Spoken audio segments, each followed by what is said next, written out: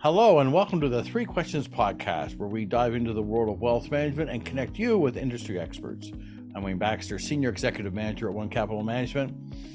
If you are someone close to you who owns or has recently purchased or renovated commercial or rental income property, you're not going to want to miss this episode of the Three Questions Podcast. We're going to speak to a cost segregation specialist and address the three questions you should ask about cost segregation. Thank you for taking time to check us out. And if you enjoy this episode of the Three Questions Podcast, please consider liking and subscribing to our channel. Today, we have a very special episode for our listeners. I'm thrilled to introduce our esteemed guest, Joel Dobrin. He's a renowned cost segregation specialist. Joel is based in Camarillo, California, and is a partner with Cost Segregation Initiatives. Based in Baton Rouge, Louisiana, for nearly 20 years, the firm has been educating and collaborating with property owners and their advisors throughout the U.S. about how to take advantage of this powerful taxation strategy. Joel, thank you. Thank you so much for making time for us today. Really appreciate you joining the podcast. Well, Wayne, no, the pleasure is mine, and it's me who should be thanking you. Very much appreciated. Great. This is something I've been wanting to do for a while, so I'm glad we were able to get you to take a little bit of time away from your regular duties to talk a little bit about cost segregation. And, you know, for those who may be new to the term, cost segregation is a critical strategy in tax planning, particularly for real estate investors. Before we get to the three questions, Joel, that you should ask about cost segregation, perhaps you could just take a couple minutes and tell our audience about the features and benefits of cost segregation. I know it's a topic you love to talk about, so I'm going to give you the floor just to give us the sort of the high level. Very good. Well, we still refer to cost segregation. It is a golden nugget, a true golden nugget of the tax code. And it is still somewhat of a hidden gem as well. The term has become more popular over the last several years, but there still are a lot of folks that have heard about it, but they truly don't understand how powerful and impacting it can be. Even further driven by recent changes to the tax code and what that means in terms of helping property owners reduce their current income tax so that they have cash on hand to be able to improve property, purchase other property, reallocate cash to other aspects of their business. And just at a very high level, if you own a piece of commercial property, depreciation on that building is set up over 39 and a half years. If you have a rental income property of any type, standard depreciation is set up over 27 and a half years. What we do in cost segregation is we go in and we study that building conceptually and basically we almost knock it down, and then we rebuild it piece by piece by piece.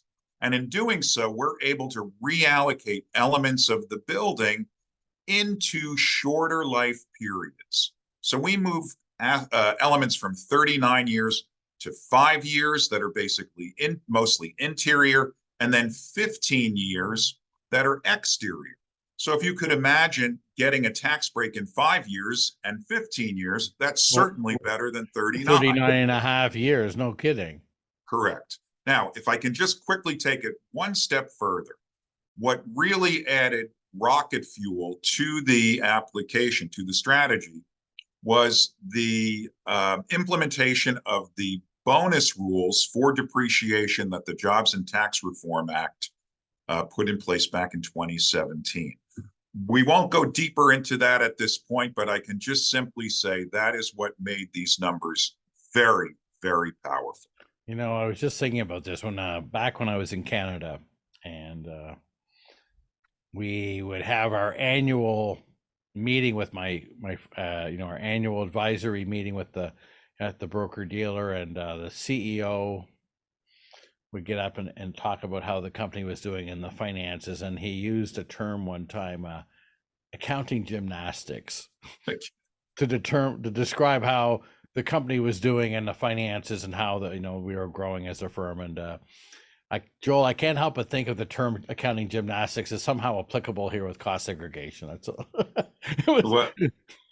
It's funny that you say that, because to a certain extent it is, but since you touch on that, I will say there are folks in this industry, as with any industry, that do this work the right way, that follow the standards, that are certified professionals doing the work.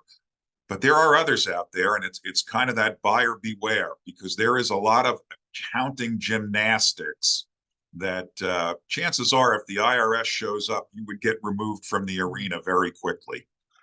I appreciate that. So just to be clear, when I referred to the term accounting gymnastics, I was obviously not assuming or suggesting that. No, I completely understand. Completely I understand. wasn't assuming that we were we're stretching the lines or anything at all. No, not at all. I always say to folks, I say, when they hear cost segregation, what's that? I never heard of it. How could this be true? That's so powerful, the savings. And I say, well, if you have insomnia, you go to irs.gov, plug in cost segregation. You can read to your heart's content. Chances are it will put you to sleep, but it's all there. It's all there to read. Perfect. Well, today's topic, 3 questions you should ask about cost segregation. How do you navigate this complex landscape? What questions you should be asking to make the most of the cost segregation? Well, the goal of the webcast today is to discuss these questions. And the first one is, what is the minimum I would have to pay for a commercial building for this strategy to be applicable? We're going to obviously, Joel, do these questions through the lens and the view of the property owner. So the first question they're basically asking is, how much do I have to pay for a property to make this whole thing work? Right. So generally speaking, important point to make here before we really drill into this is that when someone purchases a piece of property, the totality of that property consists of both the building as well as the land. In cost segregation, we are focused on that building component because the land is not depreciable. So we would say that if someone has $700,000 or more in building basis, then it is certainly worth going down the path and exploring this. So again, if somebody buys a property for $1 million and we have 200,000 of that is allocated to the land, then we've got $800,000 of building basis to work with. Got it. All right. So the key part of the valuation process is, first of all, determining what the land is worth versus what the property, the actual building is worth, the physical structure. Right. And oftentimes, the land value will vary. Out here in California, if we work with somebody that has a mixed use property down on the Strand in Manhattan Beach, which we have done, which is right along Pacific Coast Highway, well, the land there is going to be a little different than the manufacturing facility that we did in Rancho Cucamonga in the Inland Empire. I would think so. Just a tad. Right. Good point. So we're looking at somewhere between $700,000 and $800,000 for the property, excluding the land. Is right. Kind of the baseline. That's the entry point as to where this starts to make sense for a property owner that has income generating property, commercial property. Correct. Right. So question number 2 comes from a income property owner. I own a $3 million income property. How does that income my ability to save tax? So again, if we've got a $3 million property, and if we assume there's $1 million of that is the land portion. So now we're looking at $2 million in building basis. And at a high level, generally speaking, if we have a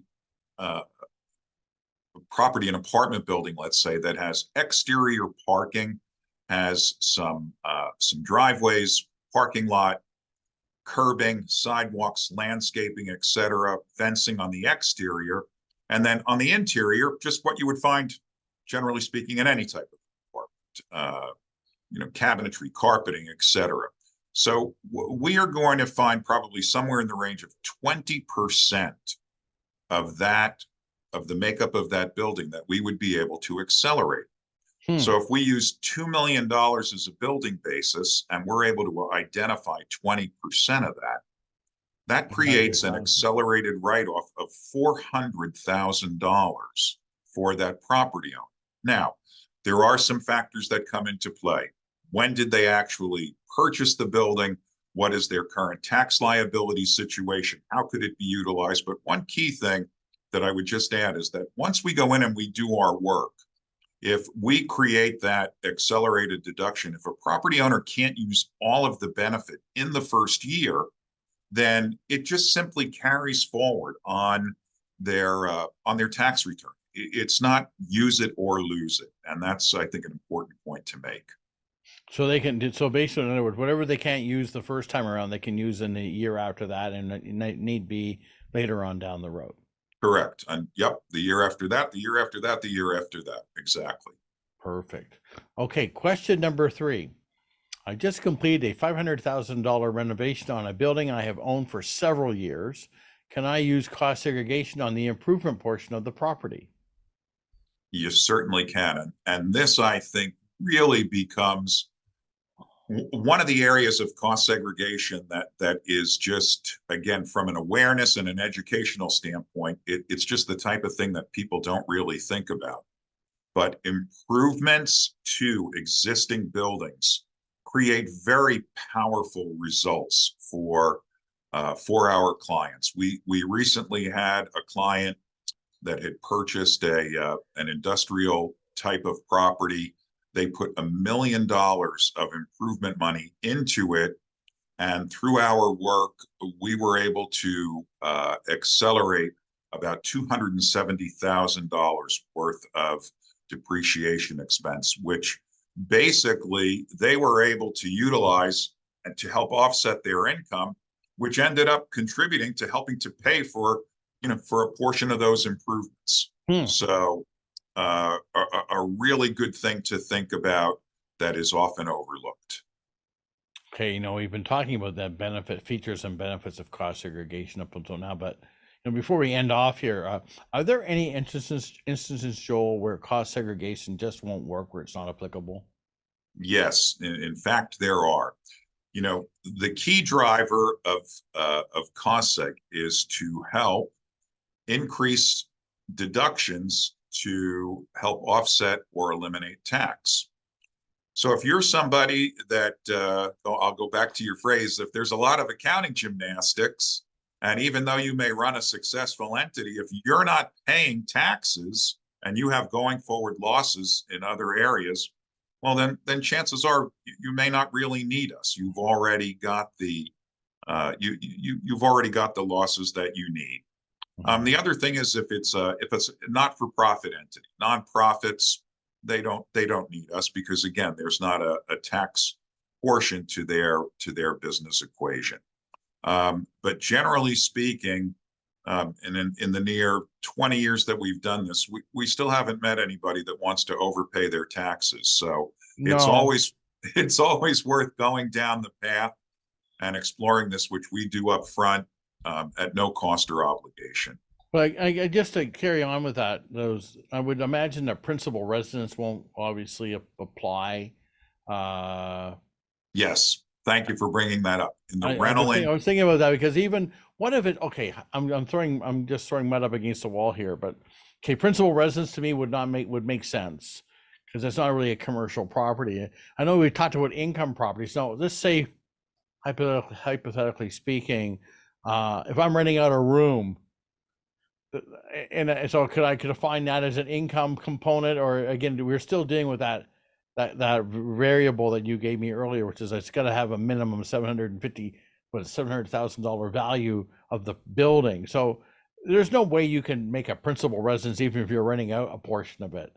No, and I'm glad that you brought it up because, to be clear, primary residences, the strategy is not applicable. Yeah. It needs to be a rental income property. And now we have, in fact, and frankly, we are doing, I would say there's a growing number of folks that contact us who have purchased second homes, but they are strictly for the purposes of being rented out. So we will do single family homes, duplexes, triplexes, all the way up to much larger, apartment units, 50, 60, 100, 200 units that will be in an apartment complex. As far as, if you're renting out a room somewhere, not a fit for the application. Okay, so since we're going down this rabbit hole, I have one more one I just thought of just now. So you Yeah. mentioned nonprofits, right? Yeah. What about religious institutions? I have clients, for example, kind of combination nonprofit religious institutions. Are religious institutions able to use cost segregation for their properties? There wouldn't be really wouldn't apply, because again, they're not a tax paying entity. There you go. Thought I would just throw it out there. That's okay. They have higher powers working for them. There you go. Noted. Well said. All right. So, so we've unearthed, I bet you for a lot of our listening audience and those watching on YouTube, they're probably learned about something they hadn't even heard of before on the tax, unless there are those who spend their time on the IRS website, which I somehow doubt. If they want to learn more about cost segregation and maybe figure out if it could be beneficial, what's the best way for them to reach you? So in this world we live in of texting and emails, that's certainly fine. But if somebody wants to just pick up the phone and give me a call, please, I'm happy to chat with you. My phone number is 805-680-3834. And I think you've shared my email address. We're going to have your email address and your website on so I guess I got to ask one more question along those lines. So, I realize that you're located over in Camarillo, California, but if someone who maybe, this podcast is going across the United States and Canada for that matter, but if someone's listening in from another part of the country here, would they be able to utilize your services, or are you limited to working just in California? No, actually, we work nationwide. We've done properties through, across the country. We've done properties in Hawaii. I'm just thinking recently, we've done work in Washington. We've done work in Minnesota. We've done work in Texas. We've done work in Tennessee. We work throughout the Southeast. So yeah, we go where the work is needed and have the ability to do so. All right. Thanks again to Joel Dobrin. He is a cost segregation specialist with Camarillo, California-based Cost Segregation Initiatives.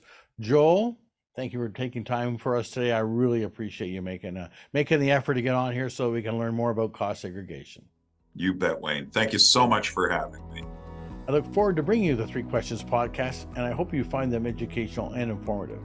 Please consider liking and subscribing our channel, and to receive notification of when our latest content has been posted, please click on the notifications bell. Lastly, to subscribe an online Zoom consultation with me to discuss your wealth management needs, please click on the link in the description box below, www.onecapital.com/meet with Wayne. Thank you, and we'll see you soon.